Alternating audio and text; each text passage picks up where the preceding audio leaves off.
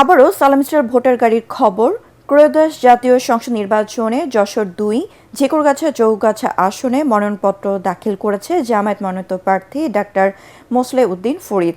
ঝিকরগাছা উপজেলা নির্বাহী কর্মকর্তা ও সহকারী রিটার্নিং কর্মকর্তা মোসাম্মদ রনি খাতুনের কাছে মনোনয়নপত্র দাখিল করেন তিনি।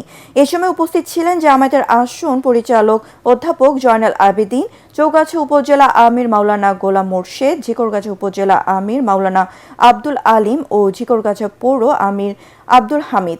এ সময় সরকার গঠনের সম্ভাবনা নিয়ে আলোচনা করেন ডাক্তার মোসলে উদ্দিন ফরিদ।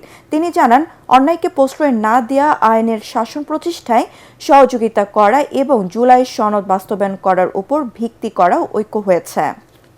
ভূমিকম্প সহনীয় মোস্ট ডিউরেবল দেশের প্রথম থার্মেক্স রড সালাম স্টিল। সালাম স্টিল বোঝে ডিউরেবিলিটি। সালাম স্টিল মোস্ট ডিউরেবল স্টিল। সরকার গঠন করার ব্যাপারে সম্ভাবনা অনেক এগিয়ে গেছে।